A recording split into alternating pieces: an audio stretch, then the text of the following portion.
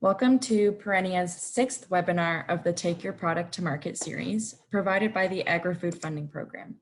Today, we will be learning about packaging for your brand, developing your on-shelf salesperson.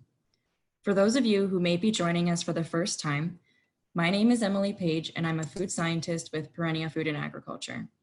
We are Nova Scotia's only development agency with a focus on agriculture and seafood. We offer services in food safety, agriculture extension, mobile wine bottling, and analytical testing of cannabis, foods, and beverages. Here at the Perennia Food and Beverage Innovation Center, we work with clients on product development, process improvement, nutritional labeling, and shelf life determination. I would firstly like to introduce our guest presenter today, Darrell Munro of Balance Creative. Darrell and the Balance Creative team work with companies to develop branding strategies. They have worked with many food companies in Atlantic Canada, creating successful brands and improving their bottom line.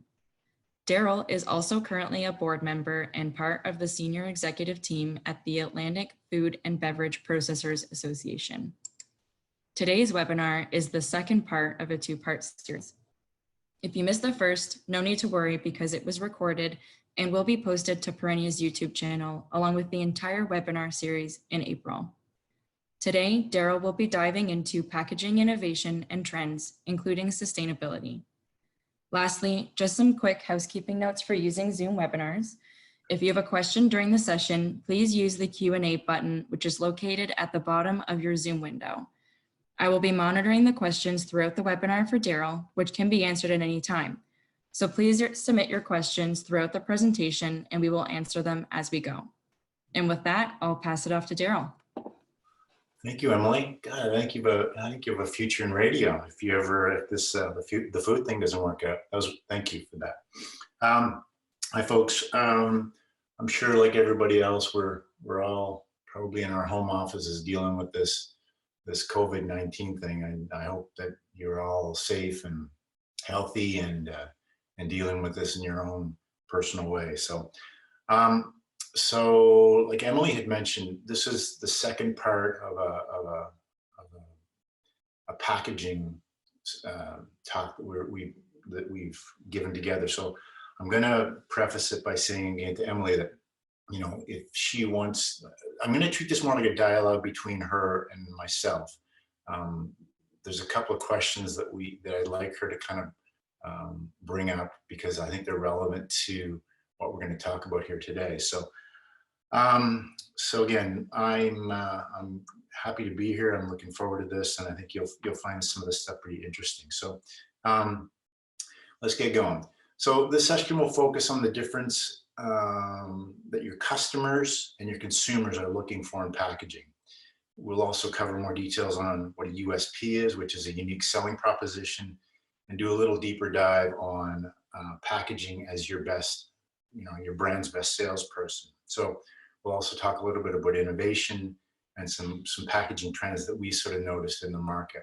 I want to make the point clear, and again, I don't know who's on the line and who's listening in here, but when Emily and I were going through this yesterday, we talked a little bit about the difference between a customer and a consumer. So I just want to define what the difference is. So a customer would be if you are a producer or a processor, and you're trying to get your products listed with your customer, which would be the retailer.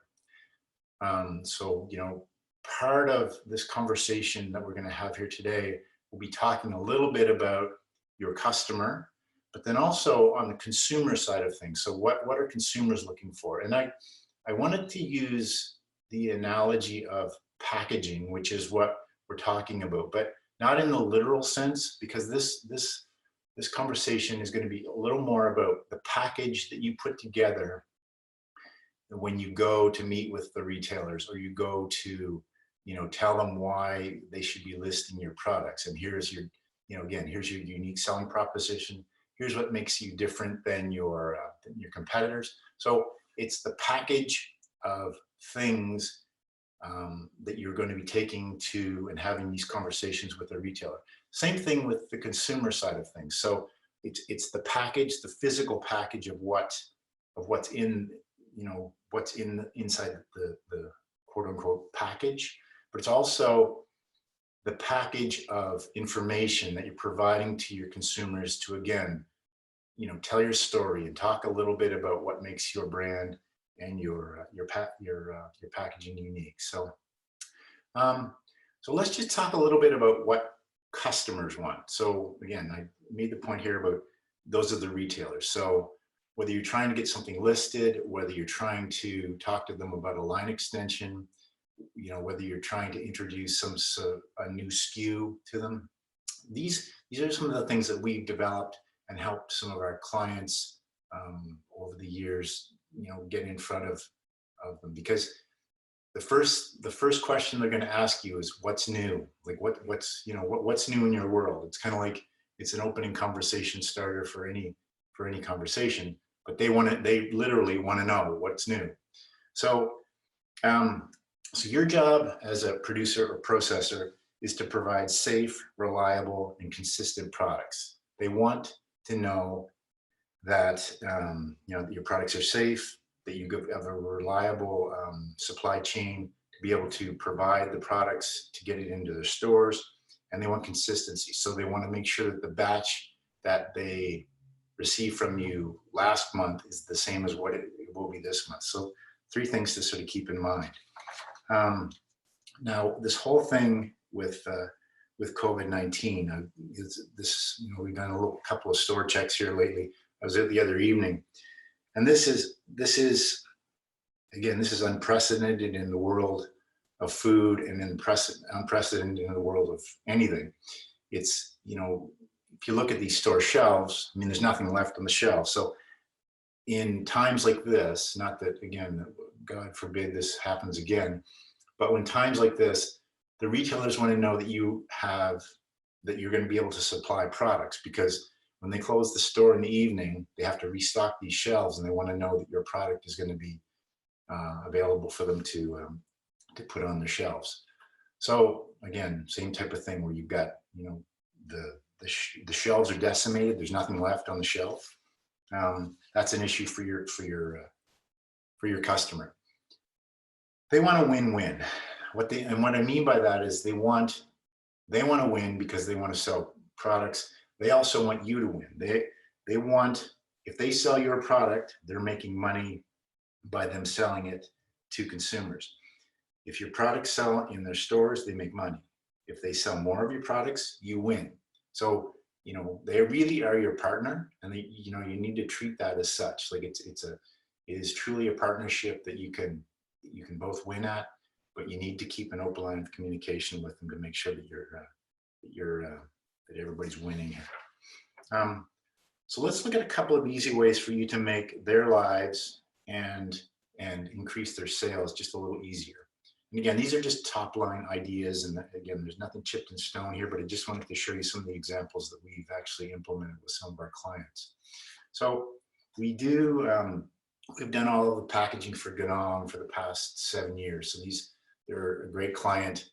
We've developed a lot of different products for them in the chocolate category for Delecto, and this was for it's a shipper, basically. It's a pallet of product. This was actually for Costco. So Costco likes to have, and I'm sure we've all been to Costco, they like to have a pallet that's ready to go. Basically, they can wheel this out with the pallet jack or the forklift. They can drop this on the middle of the floor and begin selling. They can also build displays around them and create islands in the store. And it also doesn't eat up valuable shelf space, which is kind of an interesting idea as well, because that shelf space is very it's expensive for them, and they're looking for opportunities to get out of you being on the shelf. So if you can create your own merchandiser, a lot of the retailers will like this. So another Ganong example. So this was another one for Costco. So the idea here was to create a multi-pack. Retailers love multi-packs. So this was a seasonal Christmas item where we basically took 3 boxes of Delecto milk chocolate, packaged it up in one in one package. So you basically bought 3 boxes for a discounted price. Now the strategy behind this was to actually have, you could buy it as an easy gift. So you might give this to the bus driver, your kid's teacher, and the crossing guard. So you've got 3 gifts covered off, not that expensive. It's one of those things where it's a nice, thoughtful gift, and you've combined it into a multi-pack. The other thing that retailers like is, I know some of you folks may already have products listed. They like the idea of having a family of products. And what I mean by that is, instead of one orphan SKU, there's a lot of, they're more interested, or they seem to be a lot more interested in having a conversation about a family of products. We have other clients where we'll go in with mock-ups of 3 different types of flavors. So they'd be prototype products for the buyer to try. We show them what the mocked up packaging look like. They may choose 2 of them. But if you give them choices and you have a range of products that you can offer them, it sometimes will be to your benefit. They love sampling programs. 9 out of 10 times, if a consumer can actually taste your product and try your product, they'll buy it. So look for opportunities if you can do a sampling program with some of the retailers. I know that Loblaws uses a third party to do their in-store sampling. It can be expensive, but again, getting those products or your products into the mouths and just having consumers try it will more than likely, well, it gives you a better chance of actually having some sell-through. Another simple one is just bundling. So what we've got here would be, $3 savings on your total purchase of $10. But couponing is actually a very powerful way to drive sales. You can do them through ad pads on the shelf. You can do them as giveaways with your sampling program. It's a great little salesperson. And it also, again, in this particular instance, you're enticing consumers to actually buy multiples of the same product.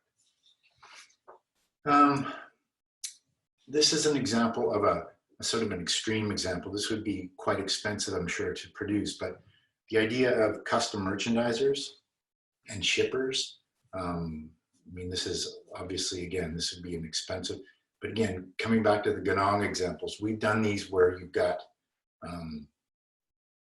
merchandisers that actually unpack, so that the chocolates are actually packed in a box, but they have like a header card that's assembled. And a lot of these times you see them in the grocery store, sort of in the middle of the aisle. And, they sometimes can be kind of a pain, but research has shown that they are effective because they're in the consumer space. What do consumers want? Well, they want a brand they can trust. They want to know, again, they want safe, convenient products that, that are going to deliver consistency, but they also want, consumers are time-starved. They love the idea of getting into the grocery store and getting back out of it. So they typically, I don't have any research to back this up, but the PC Optimum card, they basically, there's algorithms and analytics that when you get your offers for that particular week or next week, those items are the items that you buy. So that, again, all of that is being tracked, and you have a small, we'll call it your favorites of the brands that you trust and that you love. So I love this brand. I love this statement here. And I made the point in the first webinar about a brand is your promise. I'm not going to go against what Steve Jobs here, because I think it's somewhat aligned with what I had said previously. So a brand is simply trust. It's something that you love, that it's going to deliver a consistent result, regardless of whether you buy it today, tomorrow. or next week. It's always going to be the same. I love this one too. So Elon Musk, just great companies are built on great products. And I believe this, and I think that, that's sort of the core of kind of what great marketing is all about. This one's very powerful. So Kevin Systrom co-founded Instagram in 2010. So great products do sell themselves. And that's what we're getting at with this whole webinar series, or the two that Emily and I have done, is, great salesperson can sell anything. So if you have the right package, meaning again, in that collective sense of packaged, you've got good communications with your retailers, and you've got a good product that's delivering what a consumer is looking for, it will sell themselves. Darrell, we have our first question here submitted. Sure. So for a startup business, is custom packaging worth the investment upfront, or should we look for off-the-shelf options?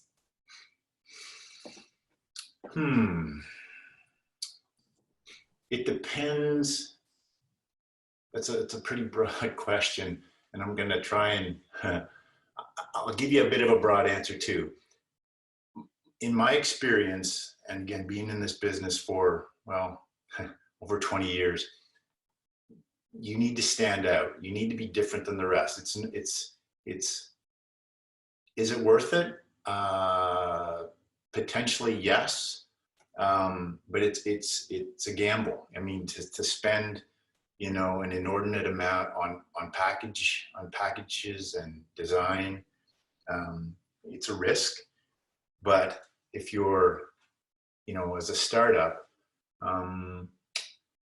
it's kind of one of those risk reward things where if you think you can be different than your competitors, and you really fundamentally believe that you've got a USP that nobody else can make claim to, then I would spend the money to invest in something that's going to stand out on the shelf.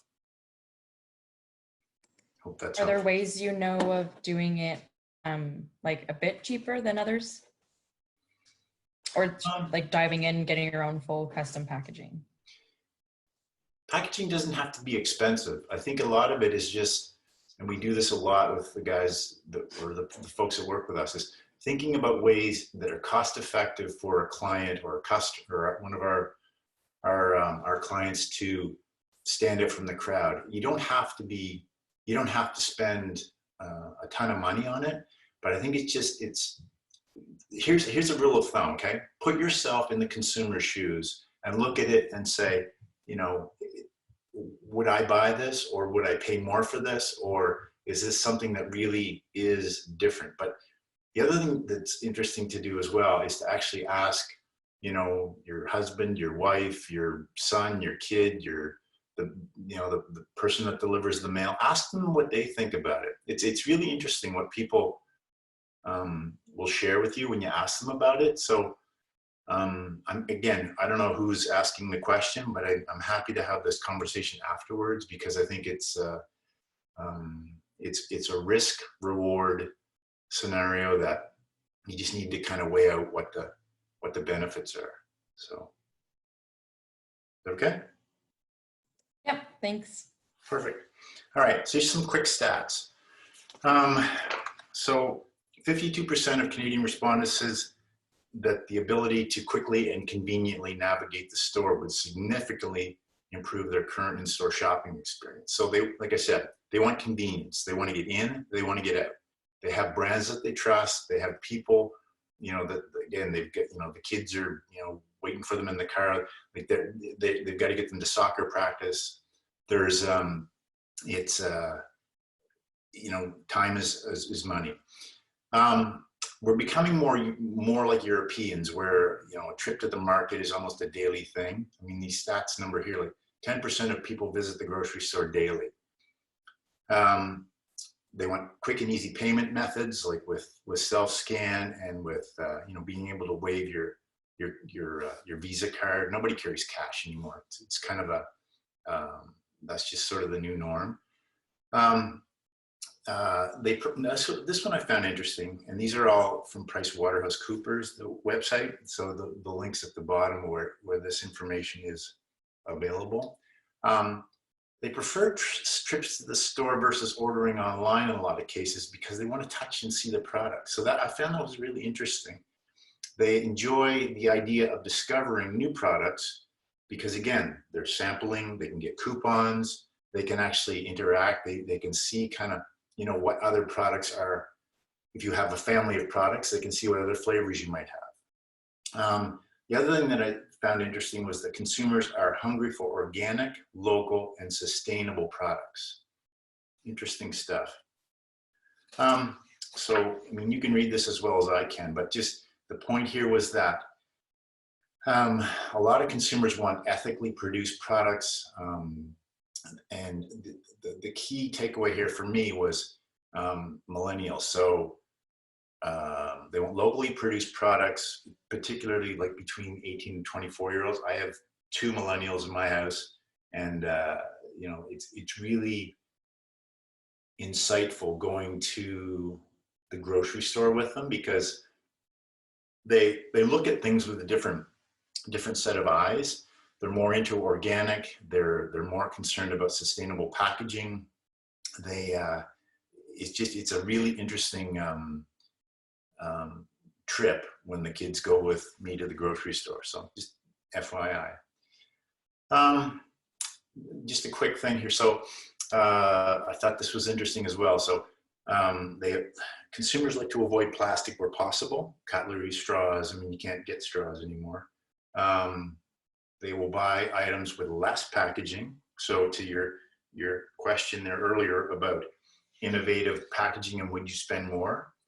It doesn't necessarily have to cost more or be, you know, layers and layers of packaging, but just thinking about it in a way that a consumer is going to look and say, wow, that's really different, or it stands out. I mean, there's a lot of, if you know what I mean by craft paper, there's a lot of brands that are sort of wrapping themselves in what looks like a paper bag, like it has that kind of natural kind of feel to it. Consumers gravitate to that. They like the idea of it looking a little bit more natural in some cases, depending on what the product is. So, you know, less packaging is sometimes better packaging. They want environmentally friendly. They choose sustainable products to help protect the environment, and they like to promote sustainable practices.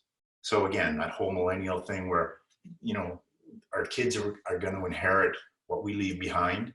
And we'll get a little further down into here of some things that are a little troubling when you kind of look at what we're doing to the world with packaging.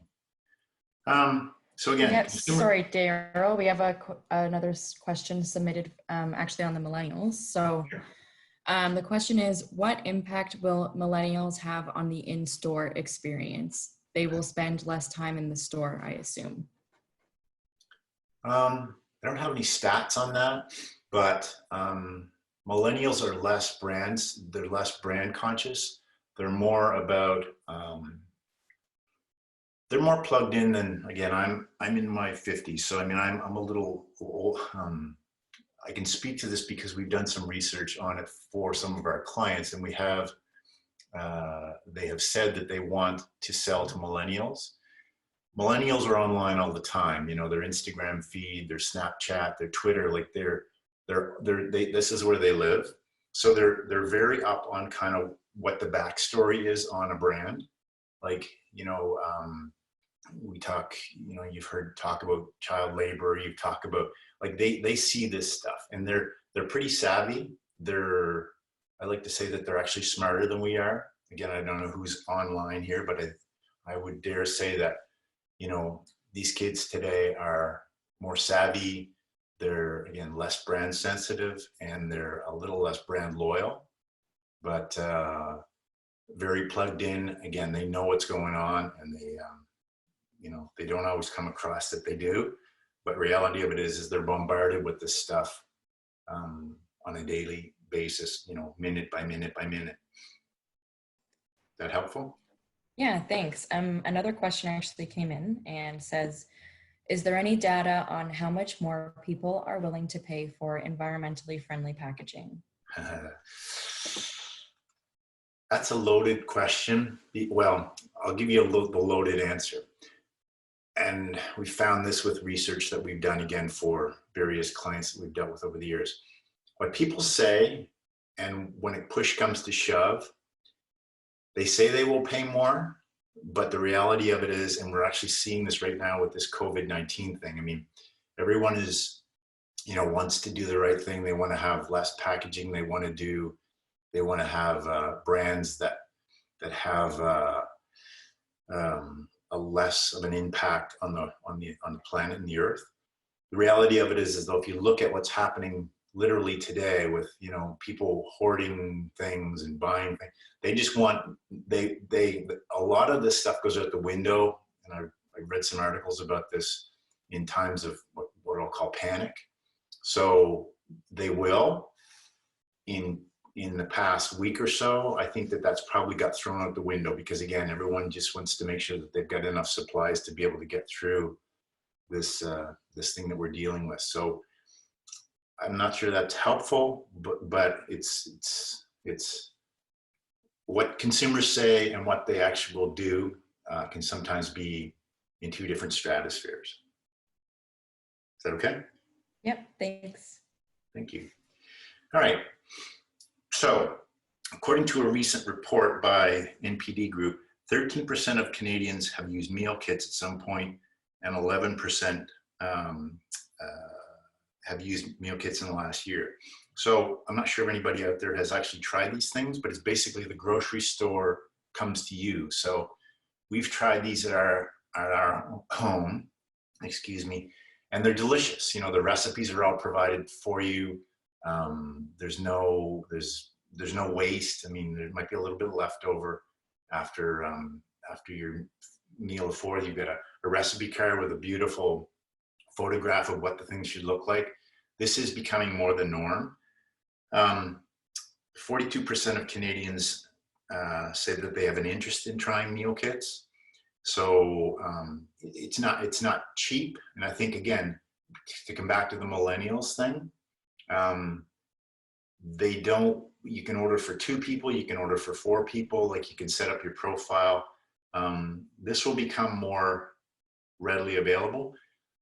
The cost on this is more than what you would go to the grocery store and pay, but millennials tend to not be as price sensitive.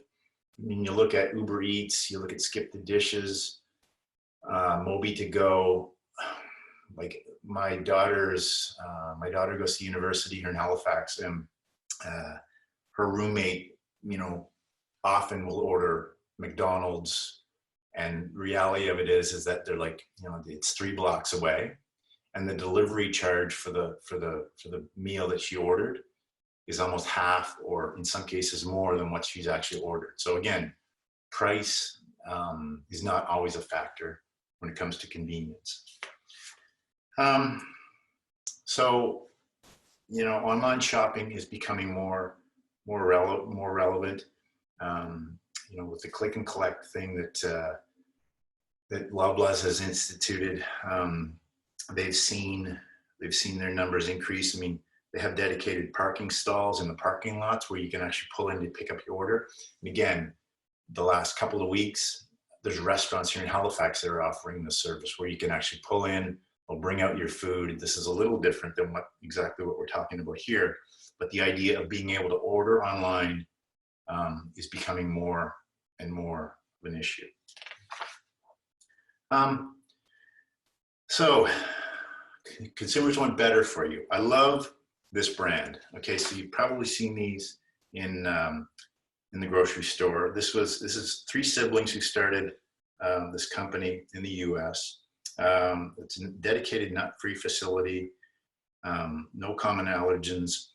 All of their products are organic. They have a AA rating, and they have BRC global standards. We talked a little bit about the last presentation about using some of these beautiful endorsements of third parties. So it's non-GMO, it's organic, it's nut free. Consumers, to whoever asked that question about as a startup, this is the kind of the thinking that you need to think about when you're producing your products. You know, do any of your products fall into any of these categories, like a serving of vegetables, you know, kosher, gluten-free, like all of those buzzwords and all of those things may make you stand out on your shelf. The name of this product itself is actually brilliant, and you know, it's made good. It's, you know, it's made good for the earth. It's made good for you as a, you know, it's all of the ingredients are, you know, it really does tell you exactly what you're going to get when you open up the box. Another huge success here within the last few years. I mean, Beyond Meat, these folks, it started in Los Angeles by a guy named Ethan Brown. Their mission statement says that we believe in a better way to feed the planet. Our mission is to create the future of protein with delicious plant-based burgers, beef, sausage, crumbles, and more by shifting from animal to plant-based meat. So they feel that they can address, you know, global issues, human health, climate change, and animal welfare. So again, there's been a lot of interest in this, and there's been a lot of folks that have really kind of jumped on this bandwagon. I've tried the product, and actually, to be honest with you, it's pretty good. It doesn't, you know, it's certainly different than hamburger, but the reality of it is, you know, if you look at this package here, no soy, no gluten, GMO free. There's 20 grams of plant protein per serving, and you know, the thing with this too that I sort of, this little sidestep here, but you think about the processing that goes into, you know, we talk about ultra processed food. You think about how, and I hope there are no Beyond Meat folks on the call, but just the amount of processing that it would actually take to make that protein there, which I guess would probably be soy, there'd probably some pea protein, to make it look like that. There's a lot of processing that would go into that. So McDonald's, A&W are all jumping on this bandwagon as well. So this whole idea of, you know, instead of a BLT, you've got a PLT. Brilliant. I love this ad. I think it's great. Then you've got heritage brands. So things back from, you know, Bragg's is an apple cider company that was founded in 1912. This is about as sort of basic as it gets. But if you look at this and you look at the trend towards gut health and people being mindful of what they're putting into their bodies, you know, it's made from organic apples. You need a teaspoon of this to, you know, to help feed the gut flora in your belly. You know, I mean, if you look at their ads, I mean, it looks like the fountain of youth. It's like, it's got everything that you would particularly, you know, need here for to live a healthy, to have a, you know, healthy lifestyle and a healthy gut. So point here was that, you know, even with heritage brands, we've got sort of something that's been around for, you know, since 1912. They're using that kind of heritage look and feel to it to create something that's new, trendy, and on, you know, like on trend, kind of what consumers are looking for today.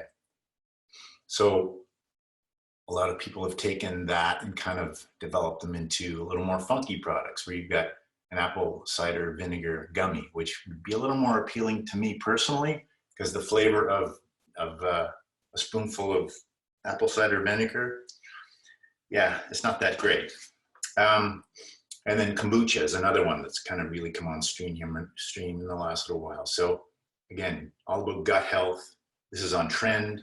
It's something that's very current and relevant to especially millennials. My kids love this stuff.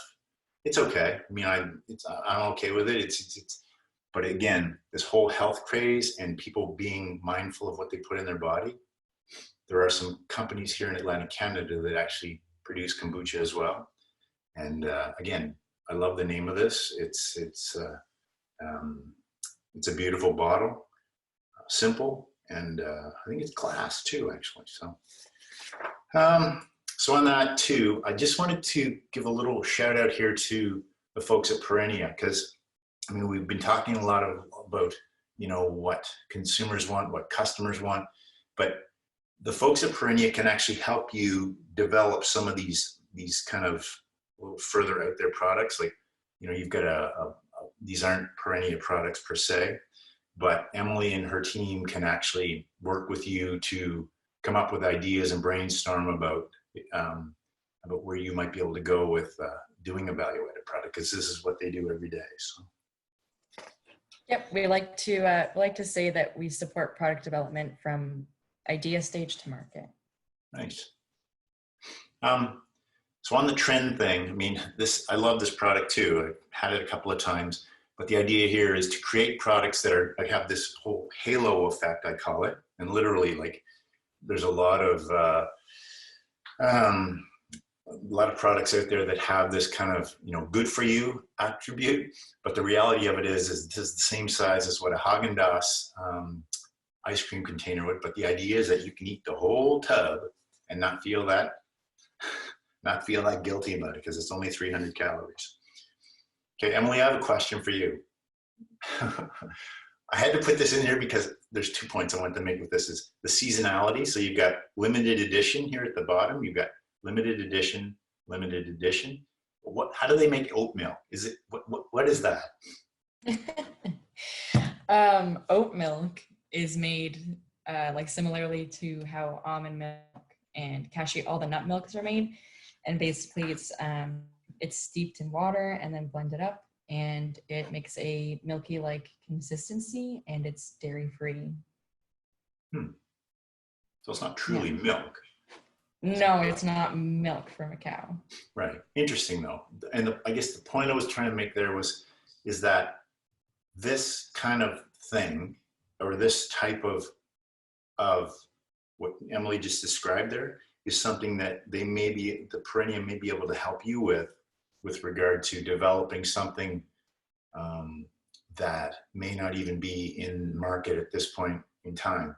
We actually have a client that invented a category. Like, I don't know if you're familiar with the Cedar Bay Grilling Company. So the idea of actually putting salmon on a cedar plank was so foreign to the buyer. When we went to do the presentation with them, they were kind of like, oh, it's already on the cedar plank. So we created something, or Doug Park and his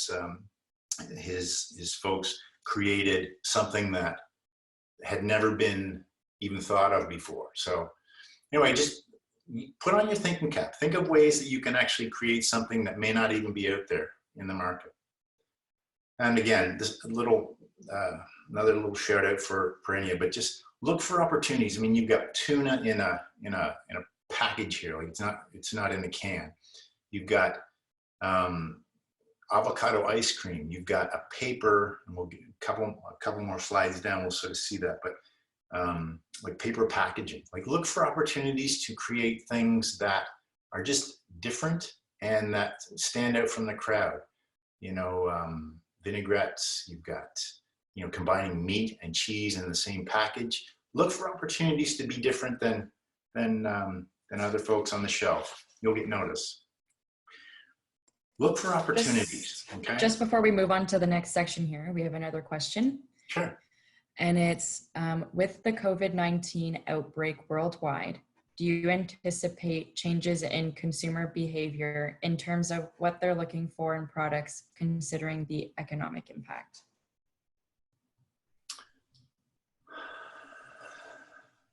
I think yes. I think that this is, again, these are unprecedented times.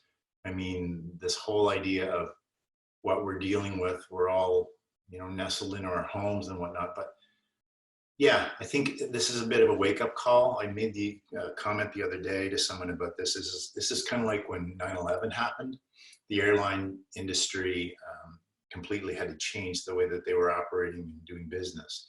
It's the same thing in the food world. I mean, you know, cleanliness, you know, food safety, you know, BRC ratings, making sure that your facilities are up to snuff, and that you're, you know, the Made Good folks actually make a point on their website. They say that they're BRC certified, that they have testers come in and check their plants. I think that, yes, I think that this will change a lot of things, but I think in the food world, which we all live here, I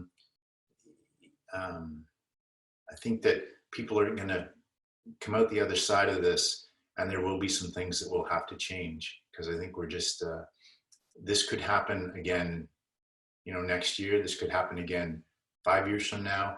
What it emphasizes to me is how fragile our ecosystems and our world actually is. So, is that helpful? Yeah, thanks. And just an FYI, there's about 20 minutes left. Okay, so everybody's good. I shouldn't be much more than probably 10 or 15 here. So look for opportunities. I mentioned before on some of those other packaging with Made Good. If you can use any of these on your packaging,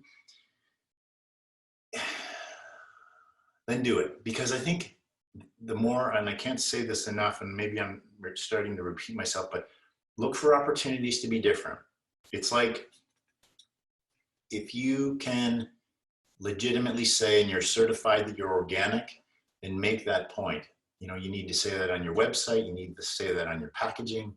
You need to make sure that when you're, you know, if you're talking to your broker or your buyer from, you know, your customer, tell them that story. They want to know that, because if you have a competitive advantage, then it's a way for you to potentially sell more product. Another real simple way to get noticed is to actually enter awards. Okay, again, we've had some clients that we've entered on their behalf some different types of awards. So Grand Prix is one that the Retail Council of Canada offers every year. The cost to enter can be a little pricey, but you know, it's one of those things, like I talked about before, a little bit risk of reward. So, you know, you put it out there, you know, your chances of winning are maybe okay, but if you really feel that you've got something, put it out there and try it, because you know, leveraging and being able to say that your product has actually won some sort of an award can have benefits both for your customer and for the consumer. So I've grabbed some samples here from the Canadian Federation of Independent Grocers. So these were the 2018, and I threw them in there because I think there's some innovative products here that you just may find interesting. So this one I put in there because of best convenience. Okay, so the idea of, again, it's like the salmon on the cedar plank. It's not something that, you know, you don't normally think of pulled chicken. You'll think of pulled pork. So the benefit of using a recognized third-party endorsement of like Jack Daniel's, I mean, the royalties and the usage rights to be able to use that logo. I don't know who the parent product is here, but that's a brand that consumers know, they love, they trust, whether you're a whiskey drinker or not. You've seen that logo somewhere. But being able to, you know, for Jack Daniel's to actually sell pulled chicken in a barbecue sauce, this one in 2018 for best convenience. Beautiful packaging, simple. Just shows the product, but I'm sure when you open up the product, it's not quite as beautiful as what it looks like on the outside. So Fairlife, this is a UHT milk product. So they're making some claims on the front. These would all have to be legitimized. So it's 50% less sugar than regular milk, 50% more protein than regular milk, and has the same 9 essential vitamins that I guess a glass of milk. But this is shelf stable. It's lactose free. So again, we talked about processing and how ultra processed this probably would be. But look at it, you know, it's got a beautiful little blue cow. There's a whole range of flavors that are available. It tells you how many calories are in this, which is, you know, not very many as well. But, you know, beautiful bottle. And your comment there earlier about, you know, investing in tooling up to have a, a custom package done, this would be expensive. But I don't know if this is which dairy this is, but they would have huge dollars to be able to develop a brand like this. Here's a simple one, and what's more Canadian than bacon and blueberries? But think about other markets for your products. It's not just consumers, but for example, this one, it's pet food, but the reality of it is this is probably some sort of a byproduct that may be left over after the the grade A bacon is made, or the grade A blueberries are already graded and out the door. There's stuff left behind that can be used and utilized in a way that, again, thinking outside the box, to not always be thinking about the consumer, but maybe think about their pets, because who doesn't want to give the best to their pets. So Nova Scotia is surrounded mostly by water. There's lots of seaweed on the shores of good old Nova Scotia. Is there an opportunity to do seaweed rice crisps? I mean, we don't grow rice here, but the idea, again, just think outside the box, look for opportunity. I'm not sure that I really love the honey butter flavored seaweed rice crisp, but hey, whatever, not about me. The other thing too, again here, no trans fat, no cholesterol, gluten-free. Use those if you can use them, then use it on your packaging to stand out. I love this package, and this one won for best packaging. But the idea here of using what in the seafood world, I guess, would be called trim, is using product that is, again, there's nothing wrong with the product, but we talked a little bit earlier, or in the other presentation, about the ugly fruit and the ugly vegetables. These little bits of salmon can be flavored. They can be, it's still the same quality. Like it's, high in protein, omega-3s, and it's, you've created something here that the market hasn't seen. Again, people are used to beef jerky, salmon jerky. That's different. I love this one too, because the bamboo tongs are included with it. So you've created that convenience factor for it. Really nice looking product. So think about this, okay? Emily and I were talking about this yesterday. The idea of water, okay?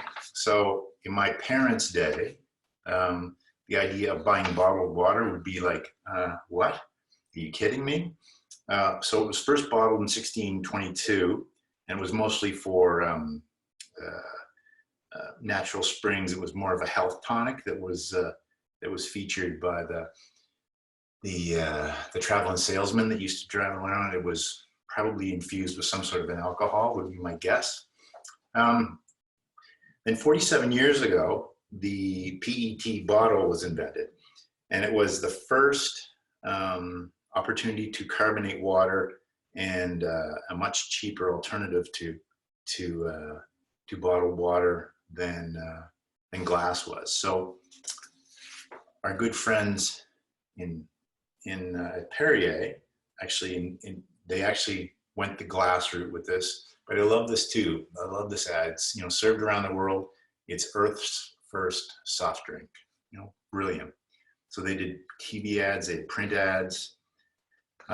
Very successful. Now the next slide, those are just Nestle's, some of Nestle's bottled water that they serve, in different parts of the country. So, bottled water really came on strong in the early 2000s.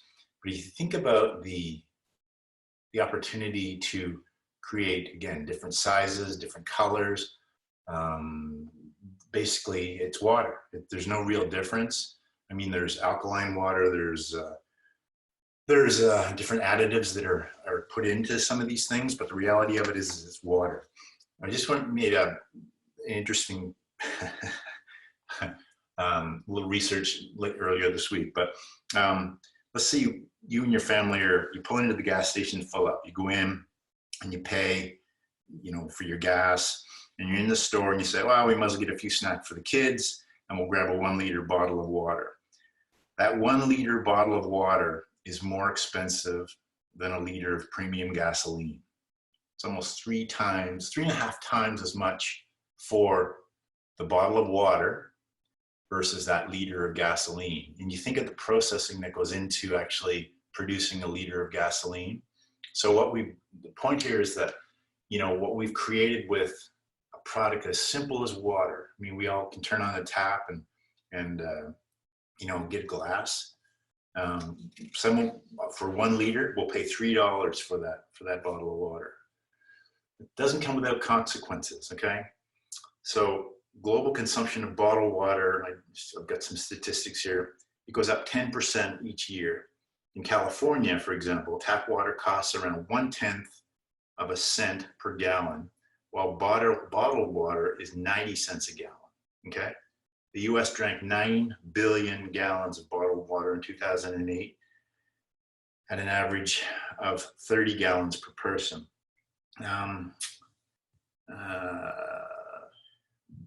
The other troubling thing for me on this one was that of 30 billion plastic water bottles sold in the US in 2005, only 12% of them were recycled. So this is really, again, a little on the troubling side. So the Great Pacific Garbage Patch is about 1.6 million square kilometers in size. That makes it about twice the size of the state of Texas. So I'm not trying to be a doomsday or trying to kind of rain on anybody's parade, but I think to the person that asked about, investing in packaging, invest wisely. I think, again, keeping in mind the fact that, our kids are going to inherit the earth and we need to be a little bit of good stewards, brings us around to the fact that there is hope. So this is a paper beer bottle. This is something that Carlsberg is actually testing right now. It has a thin lining of PET polymer, but they're working on getting this to be that there would be 100% bio-based bottle without any polymers. So, wouldn't that be interesting? Just to sort of see where this all ends up again in a couple of years from now. And so what I'm getting at here is innovation in packaging. Look for opportunities to be different. I mean, if Carlsberg can develop this, you got to know that other brands are going to jump on this bandwagon as well. I was at a conference a couple of weeks ago, and one of the speakers actually made reference to this product. So this is a paper bottle that contains laundry detergent. So it's the same size. It does 66 loads, the same as what a plastic bottle. But this product, if you buy into this, is about $6 more per whatever that is, like 1.5 liters of the same product that would be in a plastic bottle. So there needs to be, you need to balance this out. Again, I said that millennials will sometimes pay more. This will become a trend, and people are going to start to look at their packaging and look for opportunities to reduce waste. And this is just one of them. This is a product it's from Finland. So this tin is actually, they're chocolates, but it's compostable microplastics in the actual tin that you could reuse. It took about 18 months to develop it, and it's created with wood chips and biodegradable binding agents. So people are looking for opportunities to, again, we talked about trying to stand out. This stands out, and it's also got that, what I call halo effect, where it makes you feel good about the product and what might be inside that. So we talked the Steve Jobs quote, or Elon Musk, I forget which one, but the idea of the product defines what the brand is. So you got to know that if this company is developing this type of packaging, that they have a fundamental belief in trying to do the right thing for the planet. These are just, instead of the plastic top things that go on the top of a can. I like this too because it's recyclable, or sorry, I don't know if recyclable is the right word, but it's paper. So it does two things. It eliminates the use for plastic, but it also keeps the top of the lids clean. So when you take off that sparkling apple cider, you know how you don't know kind of what's been or who's handled that can. It's a little more cleanliness. So to the COVID-19 thing, just a little bit more mindful of being clean. So I'm going to leave you with this one. So just think of ways to be creative with your packaging. Think of ways to, again, we're not trying to hug all the trees in the forest here, but just be a little mindful and talk to your folks that you're buying your packaging from. Think about your ways that you're packaging, and again, in the bigger sense of how you're going to market, like what your unique selling proposition is, what it is that you've got that nobody else has, why consumers and your customers should actually be buying your product, and I think that's all I've got to say. So there Great, we are. thanks, Darrell. We have a couple questions here. So the one I can actually answer really quickly, and it's I use non-GMO ingredients, is my product non-GMO, or do I have to get it certified? And the answer is you have to get your product certified. It has to go through that certification body, and that's how you're allowed to use that cute little butterfly logo on your product. You can't just use non-GMO ingredients. You do have to certify your own product. But is that something that you can help them with, Emily? Is that something that Perennia can help them through the process with? Not necessarily. It's that they're pretty straightforward. You just go to the certification body website and fill out their initial form, and then you would have to submit all your ingredient specifications showing that they're non-GMO and that whatever your processes you're using too. So yeah, certifications are kind of just tedious work, but we can always have a conversation about it. And then we have another question here saying, is calling new food products by the name of another food product causing confusion or distrust in the market? Or will it get to a point where it does? For example, calling turkey bacon, but it's plant-based, or tuna and non-dairy milks, etc.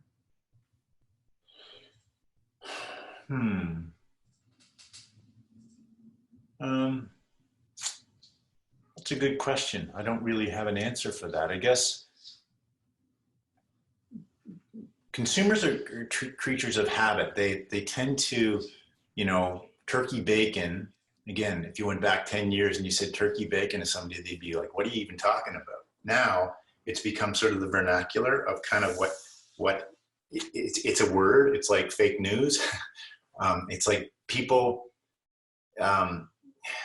we've created words that kind of describe the category. I go back to the cedar plank salmon with Cedar Bay, for example. They're sort of synonymous with that category because they invented it. So I'm sure there are other salmon on a cedar plank, but I don't know. I guess I'm sort of talking in circles because I'm not sure the answer. I don't know the answer to that. Typically, truth in advertising is explain to a consumer what it is they're going to get. Like, I don't know how many times we've had the conversation about, a client will come to us with what they think is a great name, but it doesn't describe what it is. Like, you don't understand what it actually is that they're selling. It may be cute, it may be clever, but the reality of it is, like we talked about convenience and people are time starved. You need to get to the point, and you need to make it easy for them to make the decision to pick your turkey bacon versus somebody else's turkey bacon. That's helpful. I'm not sure from the consumer side if it's going to cause confusion, but I have listened to quite a few podcasts on this topic, and it has definitely disrupted the meat market. The meat producers are definitely upset that these vegan companies are putting burger and sausage and those terms on their packaging, because in the meat world, you have to follow a lot of claims to be able to get there. Right. So it's a really high investment on the meat side. And then now there's all these new vegan companies that'll say like black bean burger. And they're like, well, technically to be a burger, it has to have beef. So it's definitely an interesting time, and there's being pushed back on the company side. And I'm not sure if consumers are pushing back too, but that's usually when changes happen. Yeah, that's the other thing, just as a sort of postscript or a footnote here. Be careful about making claims that you can't substantiate. Like, you can't say in Canada, for example, you cannot say this is better than company X, or you can't make claims that you can't substantiate. So just be very mindful of that. Again, if you have something that you feel is unique, run it by the regulatory bodies. Ask Emily, or again, I'm happy to answer questions if someone wants to reach out and have a chat about this, because the last thing you want to do is go through the process of getting the listing, getting your packaging printed, getting on the shelf, and then all of a sudden it's like, oh, you can't say this, and it's, then you're in a mess. So again, happy to have that conversation if someone wants to. Yep. Okay, so we're here at 1 o'clock. So thanks, Darrell, today for presenting and showing us how to be innovative with packaging. Awesome. If any of your questions weren't answered today during the session, or you think of some questions afterwards, please see Darrell and I's contact information on the screen. Feel free to email us your questions using the subject line branding packaging webinar, and we will get back to you as soon as we can. Thanks to all of you for joining us today, especially in this outbreak of COVID-19, and hopefully from the comfort of your own home. But we do hope to see you again throughout our Take Your Product to Market webinar series. The next webinar is next Thursday, March 26th at noon, on preparing for a meeting with a customer with Peter Chapman. And Darrell gave us a good definition of a customer today, so it should be good follow-up. You can find information for this webinar and the rest of the series on Perennia's online trainings webpage. And as I said in the intro, we are recording all of these webinars, and they will be available on our YouTube channel in April at the end of the series. So if you wanted to rewatch today's webinar or share it with a friend or colleague who couldn't be here today, please keep your eye out on our YouTube channel. Thanks. Thanks, folks.